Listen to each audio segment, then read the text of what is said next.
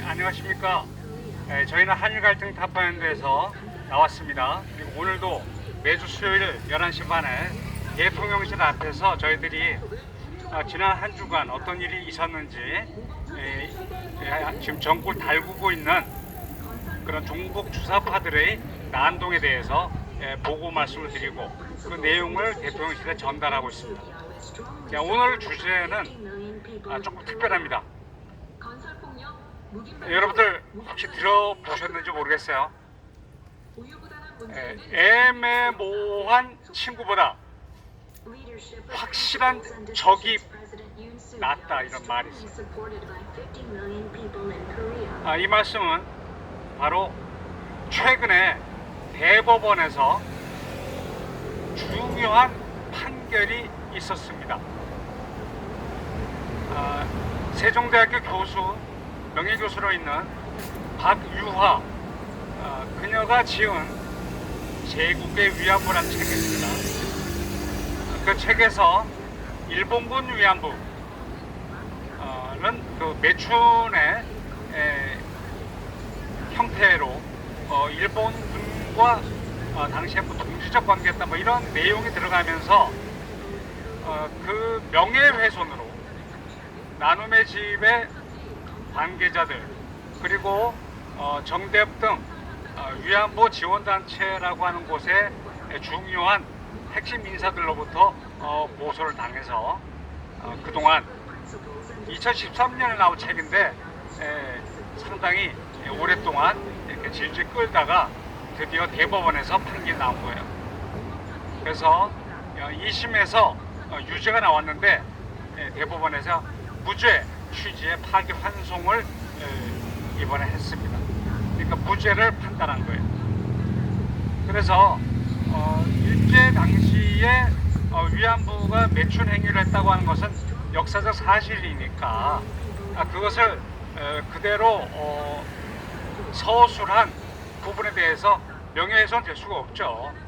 그러니까 그 대법원의 판단은 지극히 당연한 판단이다, 이렇게 보면 됩니다. 문제는 다른 데 있어요. 물론 대법원의 판단이 관련 과거사 사건에 중요한 역할을 할 겁니다, 앞으로. 그것은 저희들이 사실상 환영하는 그런 입장입니다. 그와 별개로 박유화는 어떤 그 다른 생각을 갖고 있냐면, 일본의 식민 지배하에 있었던 위안부 문제라고 계속 강조하고 있습니다. 이 전쟁 당시에 벌어진 일인데 일제 식민지기 전체를 거론하고 있는 거예요. 그리고 그 책임을 어떤 식으로 묻는다? 일본 국회의 입법을 통해서 보상을 하는 이런 입장을 그동안 언론 보도와 그리고 책에서 시사를 하고 있습니다. 이 문제는 바로 위안부 지원단체 및 종북 주사파들이 늘 외치는 구호가 있어요. 일본은 일제 강점기에 대한 공식 배상을 해라, 공식 사죄와 공식 배상해라, 이런 얘기를 하는 거예요. 근데 박유화가 바로 그들의 내용과 대동소이한 주장을 하고 있는 거예요. 그러니까 아주 자세한 내용을 모르는 분들은 대학 교수가 학문의 자유로 얘기한 것을 이번에 판단을 법원에서 잘 했으니까 그 책은 문제가 없다, 이렇게 얘기할 수 있어요. 근데 그게 아니에요.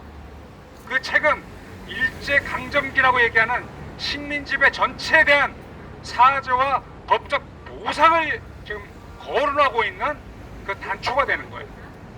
그래서 이 점에 대해서 저희가 대통령실에 사실관계를 전달을 해서 그 책에 바로 문제가 없는 부분과 문제가 있는 부분을 분명하게 판단을 하고 여기에 대해서 국민들이 오해하지 않게끔 정부에서 알려야 될 의무가 있는 거예요.